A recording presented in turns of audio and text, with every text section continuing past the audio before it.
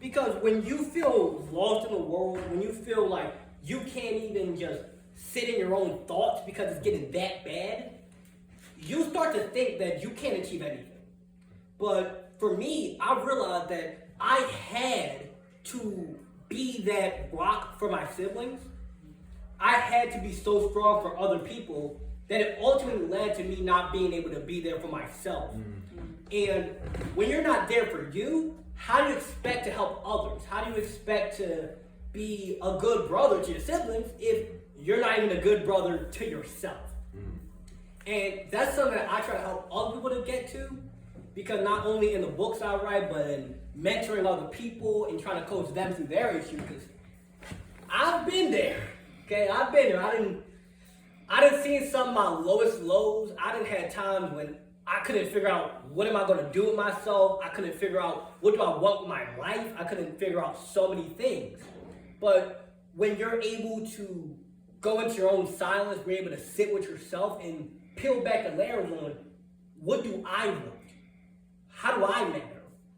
Because when you feel unseen, when you feel like a nobody, all you need is just one person to really get through to you and tell you that you are somebody, that you matter in this world. Because we live in a world that tries to tear us down so much every day. You got the news saying this about you. You got family. A lot of times, our deepest enemies are the people right next to us. Like, you can't get backstabbed by somebody in front of you. It be the ones who they gotta hug you and then they go in their pocket and just stab you up. You don't get taken down by just some random stranger. That's not how it works. Like a perfect example, even though I'm not a really religious person, a perfect example of this is the crucifixion of Jesus. He did nothing wrong. Not a single thing. He just said, hey, I'm here to help you guys to love yourselves. I'm here to help make you guys' life better. And I done walked on water. I done turned water to wine. I've cured the blind. I've done it all. And guess what they went and did? Nailed him to the cross. Why? Because a lot of times when you're on a mission to help uplift others, there's going to come that resistance. There's going to come those people who are trying to tear you down. They're envious. They're jealous. They're saying, no, you can't do that. That's not meant for you. And I try to help people to get through that, because when you're in that state of feeling like nobody, when you feel just small in this huge world and you want to hide yourself, you don't want people to see your greatness. My marketing piece there, you see the L M-A-R. The L stands for leader, A is ambassador, M is mentor, A is for author, and R is for relationship king. Now, when I say relationship king, automatically people think he know it all, he this, he that, what he mean by that, and I'm gonna break it down like this. So, relationships, like I always say, tell people, are the cornerstone of our existence. And a lot of times we've been taught it's about who you know. And what I've come to learn in life, that's only half the battle. It's about what you know and who you know. It's a combination of both. And through my journey in life, and as my journey continues, that's one of the things I like to cultivate. I like to cultivate relationships. So I look at myself and I am a relationship author. Right? So that's relationships with God, relationships with yourself, relationships with your family, friends, the hood, community, with money. Everything. Everything has a relationship attached to it. And a lot of times we don't look at it and view it in that way. So when I ask and I talk to people, I say just reflect on how was your relationship, how's your relationship even with education, not just with what you've learned in school, but outside of school. How's your relationship, like with God, not just when you go to church, but about the word. What are you really getting? Like, what's the relationship, even with yourself? Now, how many times are you really thinking about, when you look at yourself on an everyday basis, how many bad thoughts come in our heads? And a lot of times I tell people and I encourage people, we control our thoughts. But a lot of times, just things go in our head just because of who we are and where we came from, all the drama that we have, you know, going through in life, all the drama, the trauma, the pain, and then we have to realize we're going to make a lot of mistakes in that because, unfortunately, in our race, you know, when it comes to emotions, we're not emotional intelligent, the majority of our race. That's why a lot of, unfortunately, men that look like myself are locked up. Unfortunately, there's a lot of teenage pregnancies. Unfortunately, there's a lot of killing. There's a lot of negativity. And it's a lot of times that we'll be fed, or what we may not have known, or what we may have not gotten passed down. All right? But can somebody really pass you down a good trait or anything of that nature if they don't know? I was caretaking for my father the last 2.5 years.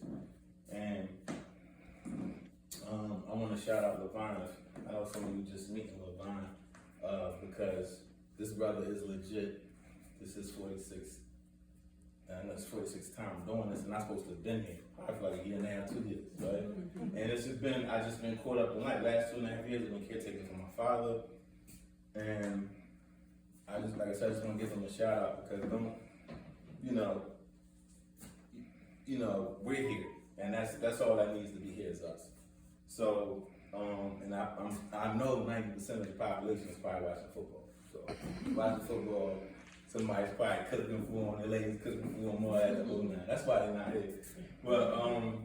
But it's legit, he's real, he loves people, and he cares. And like I said, he wanted to build a platform. So I gotta give a lot of respect for consistency, brother. So I appreciate you, you know what I mean? And you know what's cool about all the fellas in the day?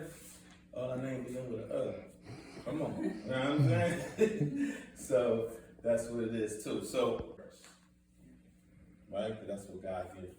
Ultimately, them two things, they're gonna make you your profits.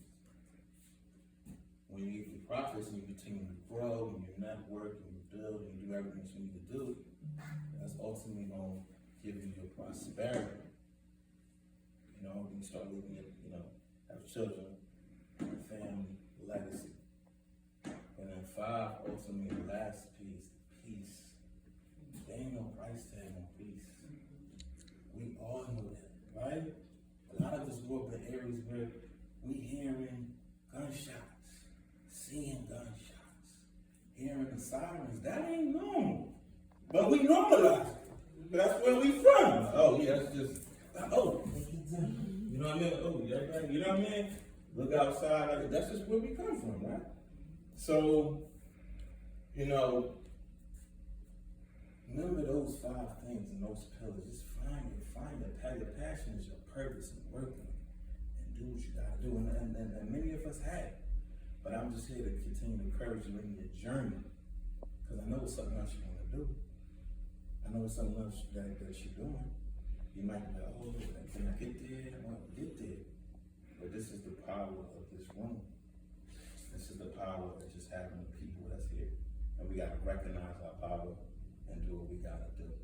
And I just want to explain the 7 different reasons real quick, but I don't want to be mad because I know y'all was laughing at the time. And the reason why I call it effing reason is because these words, fear, finance, fun, family, friendship, freakiness, and faithfulness. That's the 7 different reasons why I'm doing it.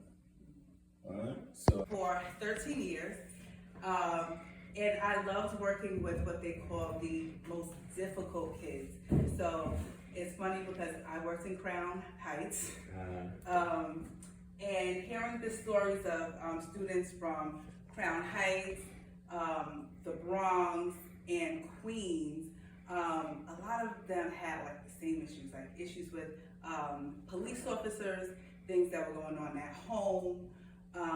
They just lived a different life. So things that I experienced when I was like 25 and 30, they were experiencing at 12, 13, 14, 15.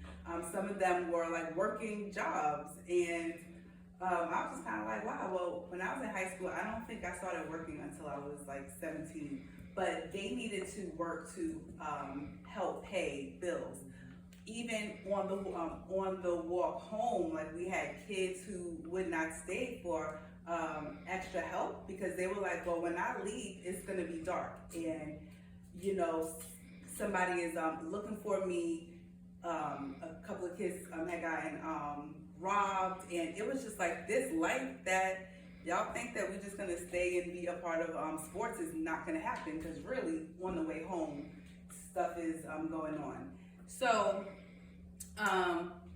I changed schools. Like, I've worked in a range of different schools, and it was probably like 2019, and the Ava DuVernay Netflix series When They See Us came out, and most of my counseling sessions were always with Black and brown boys, and I just happened to say, oh, like, you know, this is something that you guys should watch. You know, it's just, and they always make me feel old. And they're like, well, what is this? I don't know about this story. I mean, granted, I think I was in like 4th grade when it came out, so I didn't realize everything when I was a kid. But, you know, I just said, just look at it, and, you know, let's just come in and just talk about what you've seen. And it was like a random day, and maybe I had like 4 or 5 boys in my office, and they all started to talk about times when they had been stopped by the police and what happened. But they were also shocked that each of them had had similar situations, and I just thought that it was so interesting, because I said, wow, like, everybody's kind of having this thing happen, but no one is talking about it. And I was like, you know what, so when we have therapy sessions, when we have counseling sessions, like, I'm just gonna write out prompts to like get them talking about it, freeing them from, you know, what they were holding on to. So that started, and then COVID hit. And then I started to look at the news, and George Floyd occurred, and there were people in New York who were protesting, some of them rioting, and there were people that had these ideas of these kids are bad, they're out here doing all stuff, and I'm on the other side, like, well, I've heard what happens to them when they're out here. Like, they're not just kicking up dust because they want to. Like, they have been affected, they have been mishandled. What next? I saw a lot of things happen to a lot of people. So again, it wasn't that like, why me? Why me? Because if I sat back and wasted the energy on the why me, instead of focusing the energy on the message that God was sending me, which was the actual what next. I did have to endure a lot of abuse until the assumed age of 18, which at that time I just figured, you know, I got a high school diploma, you know, I'm 18, I'm already working a good job, and I'm ready to jump out into the real world. And unfortunately, Probably off the phone. it's off. Not off, stop recording. It stopped recording. You might. Supposed to be. Yeah, I just wanted to let you know that. But I kept on saying, you know, God, you know, it's got to be something else. It's got to be something else. And I just never gave up. I never gave up on myself. I never gave up on my ideal of, I know, you know, there's something else out there. I saw it on television. I saw my friends with loving parents. I saw people with career goals, and it just, for some reason, I just couldn't get my hand on it. Like God said, be still, because I ain't got it. But again, I didn't know at the time that God probably freed me before I knew that I was free. I was just so busy trying to get my footing and realize what had happened to me. And when I said, and I asked everybody, how many in the room, by show of hands, feel like that you're meant for so much more? I got 100% participation, guys. I think everyone raised their hand. And we all thrive. We strive for trying to be the better version of yourself. But with no guidance, no nurturing, no love, no hint, probably from the age of 2, until I just said, listen, I'm 18, I gotta figure out what's going on. Something was missing. I had no idea what it was. So going to school, getting my education was really important to me. But I was always limited. There was always something holding me back, and I couldn't figure out what it was. Something was always holding me back. And we always feel like even right now in life, something's holding us back. You want that job, you can't get it. You want that loan, you know, something on your credit score. You know, you're trying to exercise, if you have that medical condition, you have to lose some weight. So there's always something that's holding you back. And my goal was always to figure out what was it that was holding me back that would help me excel to the next level. Unfortunately, it took me many, many, many years to figure that out. And it got to the point where I was repeatedly begging people, like, you know, where's my birth certificate? You know, who am I? What's my identity? Why are you holding this information? I don't understand what happened. And I was always met with this abusive, abrasive tone. And before I turned 18, it was more physical. So to me, I was like, you know what, you're the assumed age of 28. I thought I was 28 at the time. I said, well, let me take control of my life and what I need to do. That's why my book is entitled, I'm the Ancestor. We have to write the stories that we want told. I could have let the story of being abused, molested, raped, mentally battered, physically bad. I could allow that to be my story. And I said, no, I'm the ancestor. I have to take control of what the story's gonna look like. So I started writing all the municipals. I wrote the baptismals, foster care systems, adoption agencies, board of education, Department of Social Service, and all of a sudden, it hit me that this paperwork was coming in. So one said I was born in 1966, another one said 1967, one said 1968, one said my name was Monique, one said Monica, one said Monica, then her name changed. And I basically had to grab hold of my diet orientation so I would not collapse. All of the things that happened to me as a child, they kind of came back. The neglect, the abuse, the torture, everything kind of just hit me at one time. I'm like, who am I? Educator. I'm currently an assistant principal of post-secondary. I have been a college advisor. I have been a teacher. I am a business owner. Run 2 businesses right now, one with my family, one independently. I work a lot with college access and youth. I've written 4 books. So I do a lot of different things. So I wanted to put that out right now. However, the best thing that I do is take care of me. And when I say that that has been a struggle of my life for so long, and before I even get into my book and my journey, it's just that being a Black woman is something that is magical. And I wholeheartedly believe that. And so if I'm that Harriet Tubman was in this space, God is telling me something. Because being a Black woman is something that is so, we are not even just phenomenal. We are magical. Because the things that are brought to kill us, to disrespect us, to belittle us, we actually thrive in. And I see it as a mother. I see it as a wife. I see it as an educator. A little bit of my story, I'm a Philly girl, born and raised. Love Philly. I say East O'Blaine by way of North Philly. Because I started in North Philly, moved up to East O'Blaine. Wife to a phenomenal Black man, and that's a whole nother story for another day, because my husband would be here if he could be, because he is definitely just, I love our relationship. Been married for 14 years. 2 daughters, so my youngest is 14, my oldest is 23, and my grandson is 2. And seeing how I make stuff happen for my family lets me know that being a Black woman is magical. My latest book is called Black Woman Surviving, Passionately Managing My Life. And that title is intentional. As a Black woman in America, I have to do things more intentionally, more purposefully, but with a sense of grace that others don't have to. There's a thing called, I'm not even gonna say that. I'll lose the camera's not going. But there are double standards in our life. There are double standards in our country.